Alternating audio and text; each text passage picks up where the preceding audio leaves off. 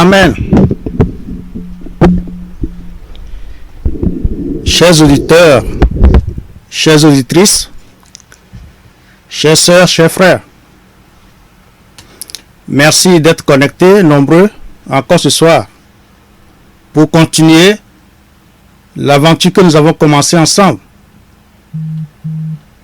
Avant toute chose, nous allons prier et remettre la séance entre les mains de notre Père, le Dieu Tout-Puissant qui a créé les cieux et la terre.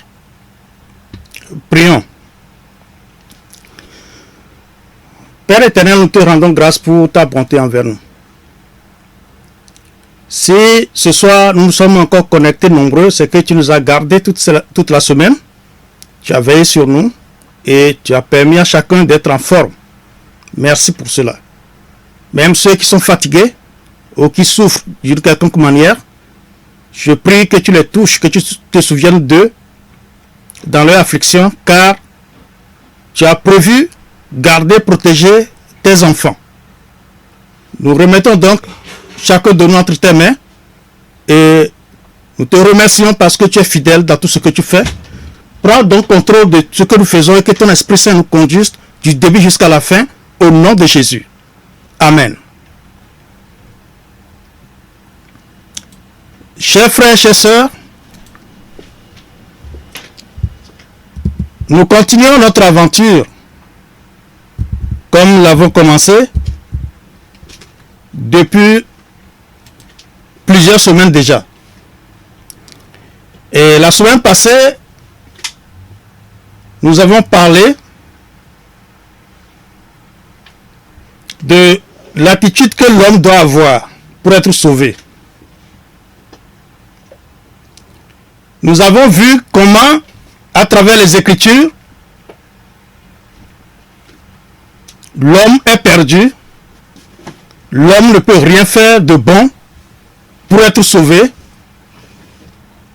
Comment, tous les jours, nous partageons dans le péché, quel que soit notre niveau de spiritualité, quel que soit notre niveau dans la foi. Nous avons lu des déclarations du Seigneur Jésus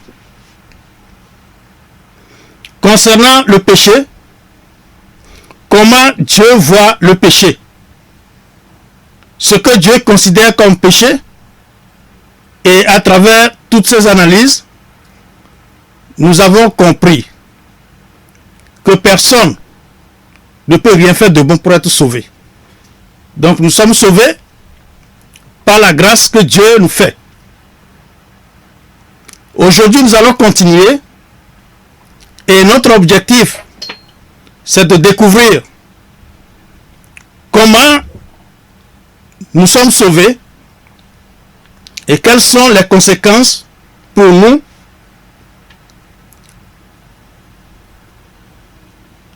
qui avons cru. Quelles sont les conséquences de ce salut pour notre vie ici-bas sur terre et ce qui nous attend. Entre-temps, j'avais parlé de l'attitude du chrétien vis-à-vis de la mort. Et nous avions médité ce que Paul avait déclaré en disant que la mort lui était un gain. Notre destination, c'est de parvenir à comprendre que, en tant qu'un enfant de Dieu, notre vie sur cette terre est éphémère et que nous n'avons pas à nous attacher, à nous accrocher à quoi que ce soit sur cette terre. Et si nous parvenons à comprendre que la mort nous est un gain, de quoi allons-nous avoir peur sur cette terre? Nous avons également vu l'origine de la peur. La peur est intervenue dans la vie de l'homme après le péché. Et là, l'homme s'est caché. L'homme s'est séparé de Dieu. Si Dieu nous restaure et nous redonne cette nature qu'il avait donnée à Adam, pour nous, cette séparation d'avec Dieu n'est plus d'actualité. Nous sommes réconciliés avec lui, et cette réconciliation, ce n'est pas la réconciliation que nous pouvons avoir avec notre frère, notre soeur, nos parents, après des disputes. Cette réconciliation, c'est que nous sommes rebranchés sur Dieu. Nous sommes rebranchés sur la puissance infinie de Dieu. Nous sommes devenus des enfants saints de Dieu. Par conséquent, nous n'avons plus à avoir peur de quoi que ce soit. Si nous n'avons pas peur de mourir, qu'est-ce qui peut nous faire peur? Nous allons donc continuer. Et le premier passage que nous allons lire aujourd'hui se trouve dans Ésaïe chapitre 30, à partir du verset 15. Je lis. Car ainsi a parlé le Seigneur l'Éternel, le Saint d'Israël. C'est dans la tranquillité et le repos que sera votre salut. C'est dans le calme et la confiance que sera votre force. Mais vous ne l'avez pas voulu. Vous avez dit, non. Nous prendrons la course à cheval. C'est pourquoi vous fuirez à la course. Nous monterons des coursiers légers. C'est pourquoi ceux qui vous poursuivront seront légers. 1000 fuiront à la menace d'un seul, et à la menace de 5, vous fuirez jusqu'à ce que vous restiez comme un signal au sommet de la montagne, comme un étendard sur la colline. Cependant, l'Éternel désire vous faire grâce, et il se lèvera pour vous faire miséricorde, car l'Éternel est un Dieu juste. Heureux tous ceux qui espèrent en lui. Oui, peuple de Zion, habitant de Jérusalem, tu ne pleureras plus. Il te fera grâce quand tu crieras. Dès qu'il aura entendu, il t'exaucera. Qu'est-ce que nous pouvons retenir globalement de ce passage? La Bible dit que c'est dans la tranquillité et le repos que se trouve votre salut. Ça veut dire quoi? Lorsqu'on vous dit que c'est dans la tranquillité et dans le repos que se trouve votre salut, qu'est-ce que Dieu veut dire? Vous n'avez rien à faire. Vous n'avez aucun combat, ni spirituel, ni physique, à faire. Dieu lui-même veut vous sauver. C'est son désir. Tout ce qu'il veut, c'est vous sauver. Vous accorder la grâce, la miséricorde. Vous donner ce que vous ne méritez pas. Parce que le constat est clair. L'homme est perdu. L'homme est séparé de Dieu. Aux yeux de Dieu, l'homme est pourri. Et Dieu ne peut rien espérer de l'homme. Mais il aime l'homme. La seule façon pour lui de ramener l'homme à lui, c'est de le sauver sans rien espérer de l'homme en retour. Il veut lui donner, il veut lui faire grâce, il veut lui accorder sa miséricorde.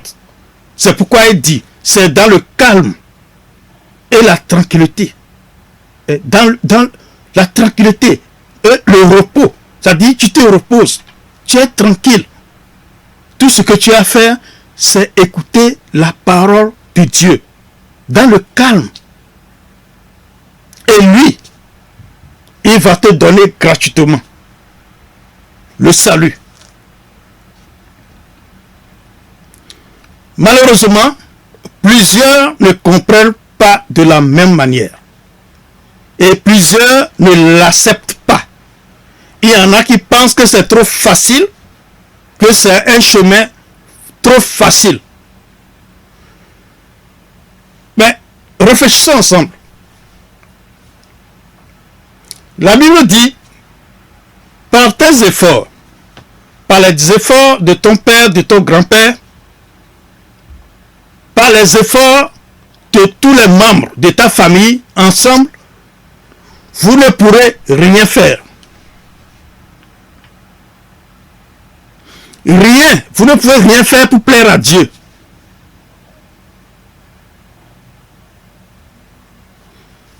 Comment l'homme doit-il être sauvé? Comment l'homme peut-il être sauvé? C'est la question que les disciples ont posée à Jésus.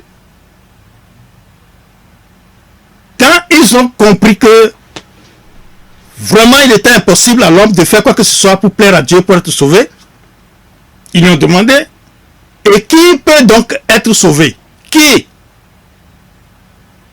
Est-ce que quelqu'un peut être sauvé? Jésus a dit oui. L'homme ne peut pas. Pour l'homme, c'est impossible. Mais pour Dieu, tout est possible. C'est Dieu même qui définit les règles. Donc l'homme doit se taire et écouter ce que Dieu lui dit. C'est tout. Ceux qui pensent qu'ils ne peuvent pas ou bien que c'est impossible, que cela ne se peut pas, et qu'ils peuvent travailler, ils peuvent jeûner, ils peuvent faire de l'aumône. Vous allez faire tout ça. Lorsque Dieu va vous mettre sur sa balance, vous n'allez pas peser. Et lorsque tu n'atteins pas la mesure, tu es écarté tout simplement. Mais celui qui n'a rien fait, qui a obéi à la voix de l'Éternel, celui-là obtient miséricorde. Il fait plaisir à Dieu, car il fait la volonté de Dieu. Et Dieu lui tend la main. Et Dieu le délivre. Et Dieu le sauve. Sans qu'ils aient à faire quoi que ce soit. Maintenant, toi qui penses que tu as lu la Bible, tu as lu la parole de Dieu, tu as écouté la parole de Dieu, ou bien tu es dans une religion quelconque, vous avez des pratiques religieuses qui vous permettent de faire la pénitence et toutes sortes de choses. Et tu espères obtenir quelque chose de Dieu à travers tes efforts. Dieu va te dire tout ce que tu as fait, c'est zéro. Il va te dire, mon ami, ton chemin c'est là.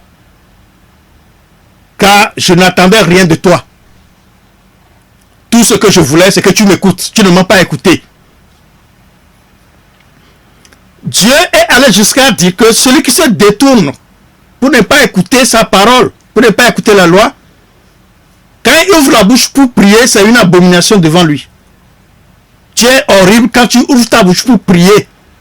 Après avoir refusé d'écouter Dieu, tu es horrible. Dieu trouve que tu es abominable. Dieu te vomit.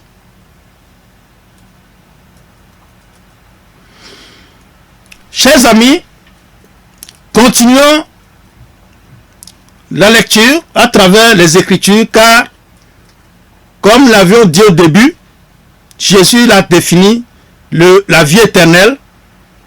Il a défini en disant que la vie éternelle, c'est que les hommes connaissent Dieu, le seul vrai Dieu, parce qu'il y a beaucoup de faux dieux. Il y a un seul vrai. Pour être sauvé, il faut connaître ce seul vrai Dieu. Ensuite, connaître Jésus qu'il a envoyé. C'est la définition que Jésus avait donnée. Par la suite, nous avons vu comment les disciples ont pu comprendre ce que Jésus voulait dire. Et c'est là que Jésus a dit, il faut écouter Moïse et les prophètes. Et nous avons commencé notre aventure avec le livre de Moïse dans Genèse.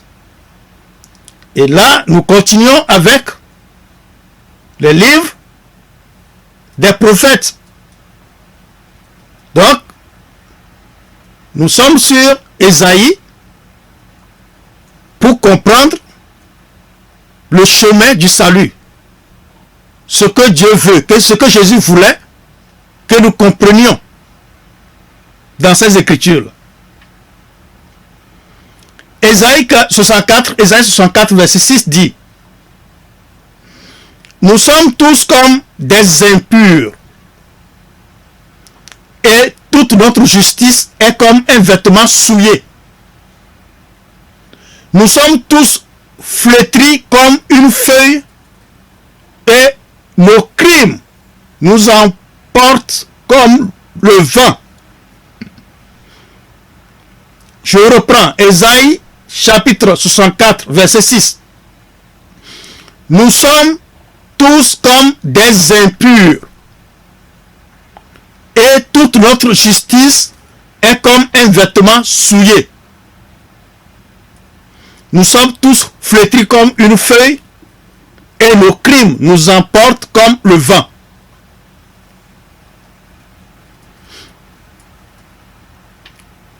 Si la Bible dit que nous tous,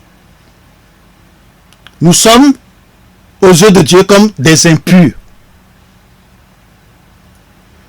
notre justice, c'est-à-dire que toi tu te dis, je veux faire telle chose pour être juste, je veux faire ceci pour être juste. La Bible dit, notre justice, ce que nous voulons faire de bon, est comme un vêtement souillé. Il faut bien comprendre ces choses pour comprendre ensuite pourquoi les disciples ont posé la question à Jésus: qui peut donc être sauvé? Qui peut donc être sauvé si nous sommes comme des impurs aux yeux de Dieu? Et lorsque nous voulons faire quelque chose de bon, nous voulons faire quelque chose de juste, cela apparaît aux yeux de Dieu comme un vêtement souillé. Comment peut-on être sauvé? Il est impossible à l'homme, à l'être humain, d'être sauvé. Nous allons ajouter Job, chapitre 15, versets 14 et 16. Là, il est écrit: qu'est-ce que l'homme pour qu'il soit pur? Celui qui est né de la femme peut-il être juste? Si Dieu n'a pas confiance en ses saints, si les cieux ne sont pas purs devant lui, combien moins l'être abominable et pervers, l'homme qui boit l'iniquité comme l'eau. Mes chers amis,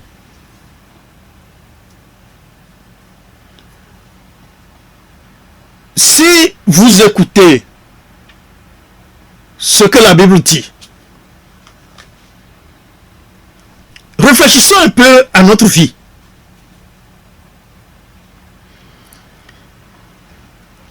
La Bible dit,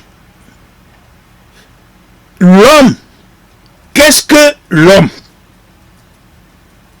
Pour qu'il soit pur. Un homme, celui qui est né d'une femme, est-ce qu'il peut être juste? La Bible dit que Dieu n'a pas confiance aux anges. Les anges. Dieu ne fait pas confiance aux anges.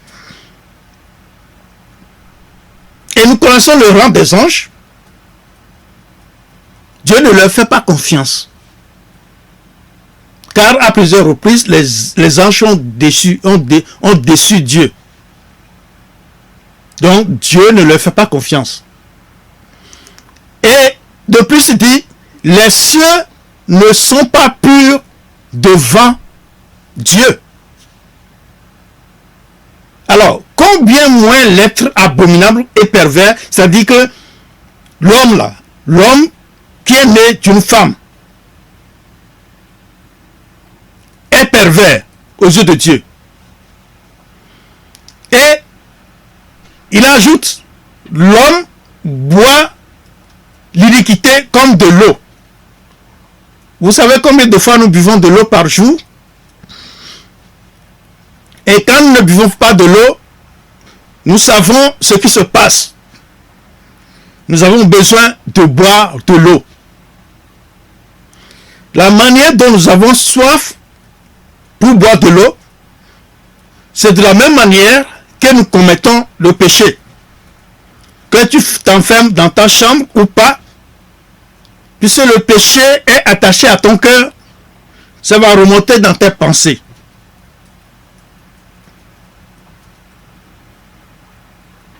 Nous allons continuer avec Job chapitre 25,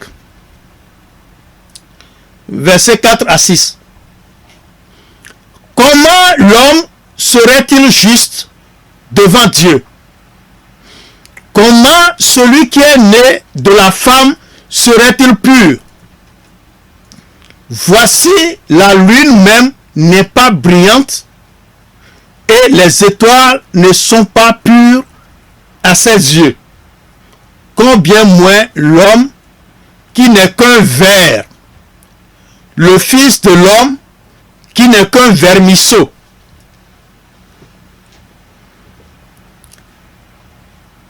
Quel que soit ce que tu es, docteur, général de l'armée, maréchal, premier ministre, président de la République, qui que tu sois, grand pasteur, grand évêque, grand pape, tout ce que tu es, la Bible dit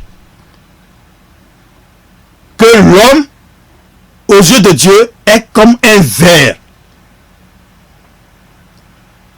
C'est des choses qui énervent les gens, surtout ceux qui disent qu'ils sont des hommes de Dieu. Ils se fâchent lorsqu'on dit qu'ils sont des vers.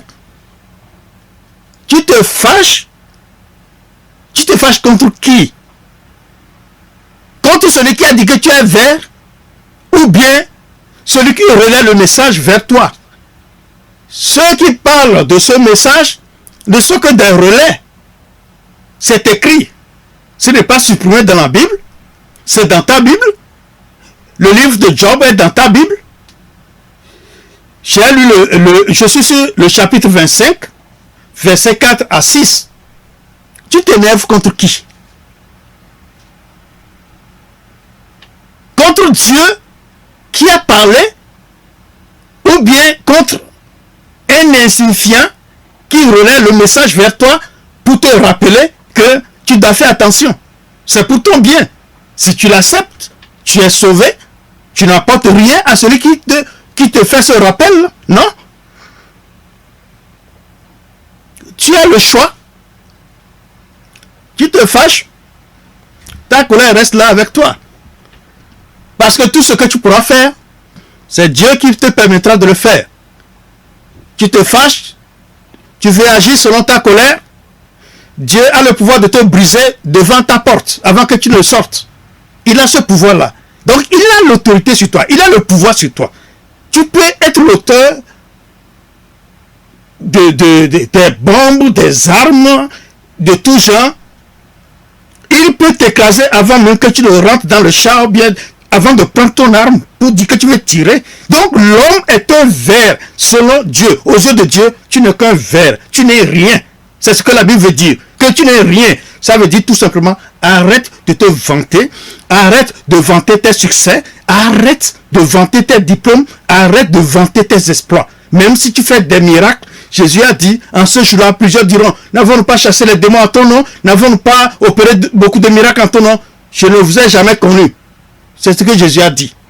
Ce qui veut dire, en clair, quel que soit ce que tu fais, quels que soient tes succès, que ce soit pour faire des miracles, que ce soit pour sauver, pour parler, tu es un beau parleur, tu as réussi, tu es président, tu es premier ministre, tu es quoi, quel que tu sois, qui que tu sois, la Bible dit que aux yeux de Dieu, tu n'es qu'un ver. Ça veut dire que ta valeur que tu exposes là, devant Dieu, c'est zéro. C'est tout simplement ce que ça veut dire. Alors, ne méprise pas ton frère. Ne cherche pas à juger ton frère qui n'arrive pas à faire ce que tu fais. C'est le conseil que Dieu nous donne. Et lorsque nous l'écoutons, il nous fait miséricorde à tous, sur le même pied d'égalité. Devant Dieu, il n'y a pas de riche. Devant Dieu, il n'y a pas de pauvre. Il vous considère tous. Tu es habillé en boubou blanc. Dieu dit que tu es un ver. Tu vas te fâcher. Il faut te fâcher contre lui. C'est ce que sa parole dit. Nous continuons notre lecture maintenant dans le Nouveau Testament. Romains chapitre 7. Nous allons lire à partir du verset 15. Verset 15 à verset 5. Car je ne sais pas ce que je fais. Je ne fais point ce que je veux. Et je fais ce que je hais. Or, si je fais ce que je ne veux pas, je reconnais par là que la loi est bonne. Et maintenant, ce n'est plus moi qui le fais, mais c'est le péché qui habite en moi. Ce qui est bon, je le sais, n'habite pas en moi, c'est-à-dire dans ma chair. J'ai la volonté, mais non le pouvoir de faire le bien. Car je ne fais pas le bien que je veux et je fais le mal que je ne veux pas.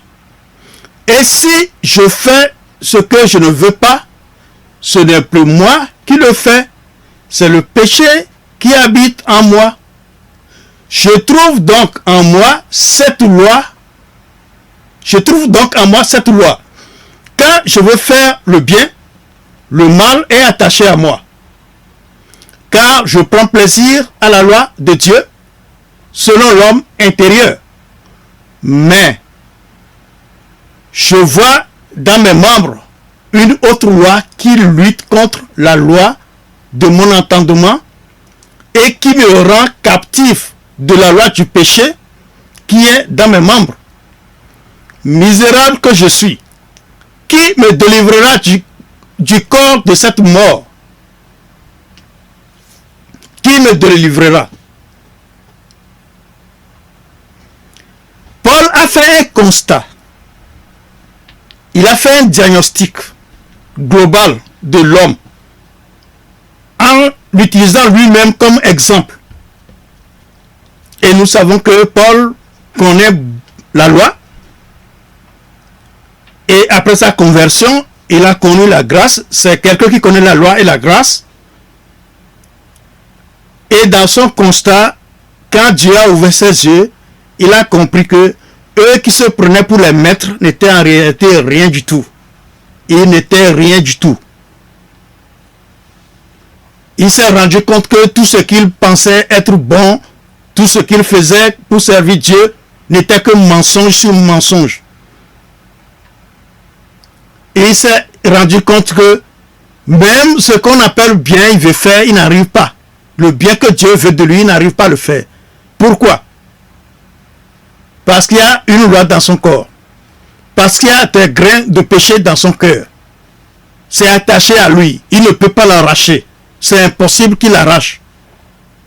Après avoir fait ce constat, il dit, verset 24, il a fait le constat, il a vu qu'il était vraiment misérable. Il dit, misérable que je suis, qui me délivrera du corps de cette mort? Il a trouvé la réponse. Grâce soit rendue à Dieu par Jésus-Christ notre Seigneur. Ainsi donc moi-même, je suis par l'entendement esclave de la loi de Dieu et je suis par la chair esclave de la loi du péché. Vous voyez? Grâce soit rendue à Dieu. Comme Jésus l'a dit, à l'homme cela est impossible. Paul a constaté que cela est impossible. Car le bien qu'il veut faire, il n'arrive pas à le faire. Le mal qu'il ne veut pas, c'est ça qu'il fait. Alors, ça devient impossible. Ça devient trop compliqué, difficile.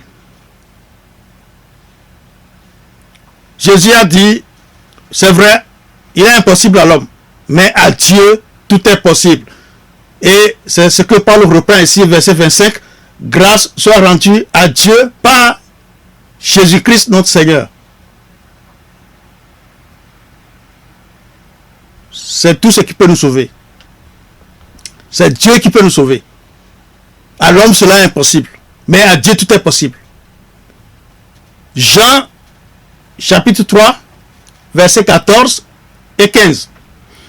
Nous savons que nous sommes passés de la mort à la vie parce que nous aimons les frères. Celui qui n'aime pas demeure dans la mort. Verset 15.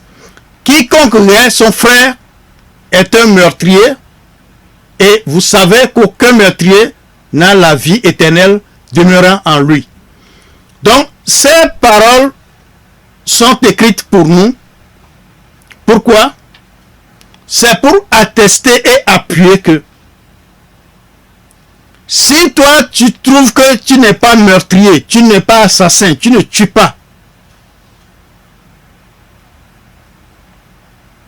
mais que tu t'énerves contre ton frère, tu gardes ton frère dans ton cœur, c'est tout comme tu étais meurtrier. Et qui sur cette terre peut dire qu'il ne se fâche jamais? Est-ce qu'il y a une seule personne qui peut dire qu'il ne s'est jamais fâché? Et si tu te fâches, c'est que tu es meurtrier, c'est que tu es comme ce meurtrier qui doit aller en prison aux yeux de Dieu. Tu es pécheur, meurtrier, alors que tu n'as jamais tué. Ça rejoint ce que nous avons développé. Dans ces conditions, il est impossible de faire du bien.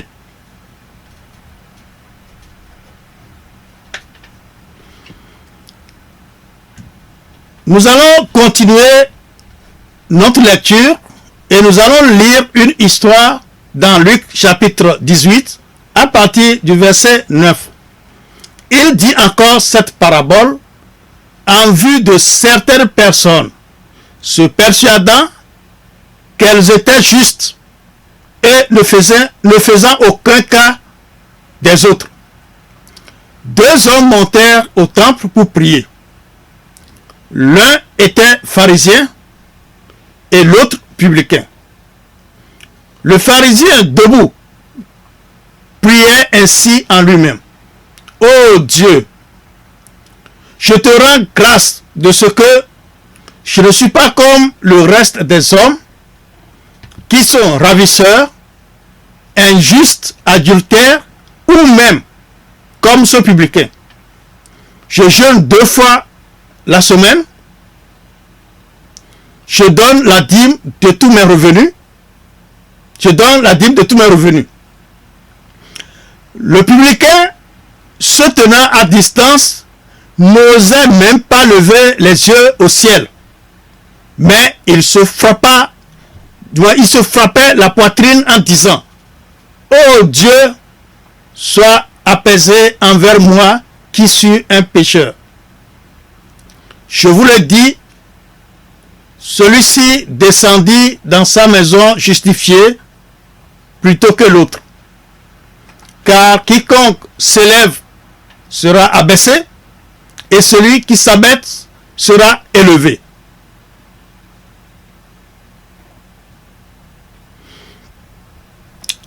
Si nous nous attardions sur ce passage, tout ce qui nous a dit ici, c'est que 2 personnes étaient parties au temple pour prier. Nous avons écouté la prière de la première personne, qui semble être un religieux. Je crois qu'il fait plus que vous et moi. Il jeûne 2 fois par semaine. Il paie la dîme de tous ses biens. Et maintenant, il se met à se comparer aux autres. Mais celui qui a cité, celui qui a raconté l'histoire, a tiré la conclusion. Le verset 14, il dit: je vous le dis, celui-ci descendit dans sa maison justifié plutôt que l'autre. C'est qui celui-ci? Le publicain qui lui, n'avait rien à présenter à Dieu, il tape sur sa poitrine et demande à Dieu de s'apaiser, que son cœur s'apaise envers lui. Jésus qui a raconté l'histoire dit que ce publicain est rentré chez lui justifié. Plutôt que le pharisien qui faisait beaucoup d'efforts en jeûnant, en faisant du bien, en payant la dîme. Et comme nous l'avons vu un peu plus loin, tous ces biens ne peuvent pas peser dans la balance de Dieu. Jeûner 2 fois par jour, 3 fois, jeûner 2 fois par semaine, 3 fois par semaine, 4 fois par semaine, payer la dîme, faire toutes sortes de sacrifices religieux que vous avez, ou bien que vous faites, ne pèseront jamais dans la balance de Dieu. Tout ce que Dieu attend de nous, c'est de reconnaître ce fait, de reconnaître ce constat que Paul a dressé, ce constat que dont Jésus a parlé, et de parvenir à la même conclusion. Si tu parviens à la même conclusion dans ton cœur, tu sais que tu ne peux rien faire, ton jeûne, tes aumônes, tes pénitences ne vont servir à rien. Là, tu fais un décollage vers le salut. Tu es prêt à recevoir le salut. Il y a un autre. Le verset 18. Un chef interrogea Jésus et dit, « Bon maître, que dois-je faire pour hériter la vie éternelle ?» Jésus lui répondit, « Pourquoi m'appelles-tu bon? Il n'y a de bon que Dieu seul. Tu connais les commandements. Tu ne commettras point d'adultère, tu ne tueras point, tu ne déroberas point, tu ne diras point de faux témoignages, honore ton père et ta mère. J'ai, dit-il, observé toutes ces choses dès ma jeunesse. » Jésus, ayant entendu ça, lui dit, « Il te manque encore une chose. Vends tout ce que tu as, distribue-le aux pauvres, et tu auras un trésor dans les cieux. Puis, viens et suis-moi. » Lorsqu'il entendit ces paroles, il devint tout triste, car il était très riche. Jésus, voyant qu'il était devenu tout triste, dit qu'il est difficile à ceux qui ont des richesses d'entrer dans le royaume de Dieu. Verset 26. Et ceux qui l'écoutaient dire, « Et qui peut être sauvé ?» Jésus répondit, « Ce qui est impossible aux hommes est possible à Dieu. » C'est clair, c'est pour dire que personne, parce que cet homme qui se permet de dire qu'il a pratiqué la loi depuis sa jeunesse, nous avons vu de quoi la loi parlait, n'est-ce pas?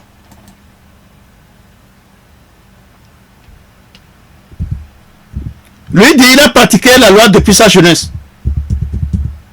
Et dans cette loi, on dit d'aimer son prochain comme soi-même.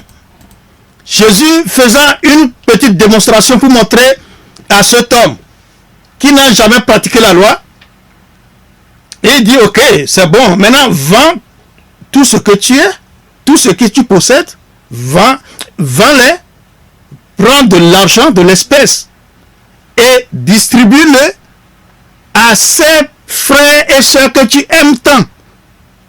Puisque selon la loi que tu dis que tu as pratiqué, tu dois aimer ton prochain comme toi-même. Ok? Toi tu en as, tu es dans l'abondance, tu es riche. Jésus dit, puisque ceux-là, tu les aimes comme tu t'aimes toi-même, ce que tu utilises pour te faire plaisir, ben, partage-le avec eux, puisque tu les aimes comme toi-même. c'est la petite démonstration que Jésus a voulu faire.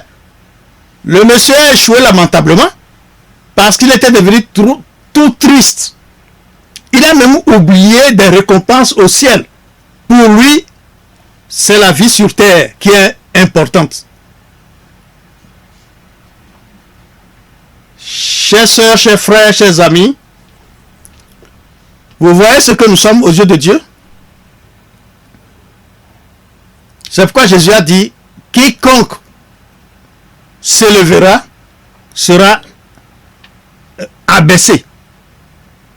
Toi qui dis que tu es bon, toi qui dis que tu jeûnes, toi qui dis que tu fais la pénitence, toi qui dis que tu fais l'aumône, tu paies la dîme, tu fais toutes sortes de choses.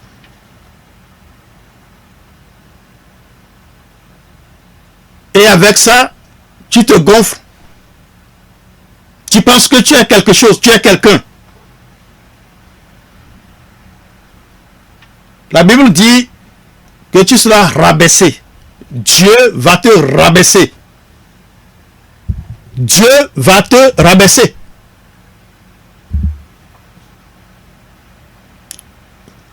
Qu'est-ce qu'il nous faut?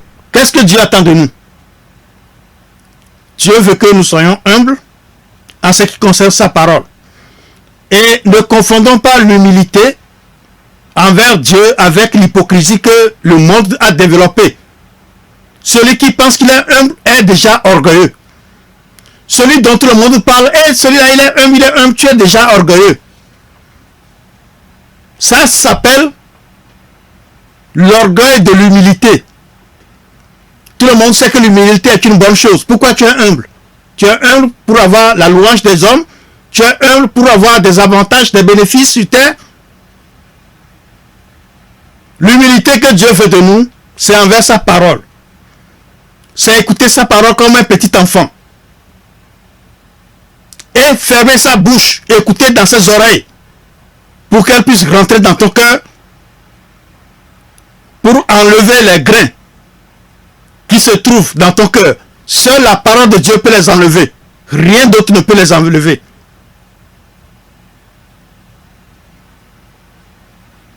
Dieu veut que nous soyons humbles vis-à-vis de sa parole. Dieu veut que nous devenions comme des petits enfants en ce qui concerne sa parole. Dieu n'attend rien de nous. Que tu sois riche ou pauvre, Dieu n'attend rien de toi. Dieu veut tout simplement que tu écoutes sa parole en silence pour lui permettre de te travailler. Car le passage que nous venons de lire se termine en ceci. Versets 26 et 27. Ceux qui l'écoutaient dirent, et qui peut être sauvé? Jésus répondit, ce qui est impossible aux hommes est possible à Dieu. Seul Dieu peut te sauver et il n'attend rien de toi.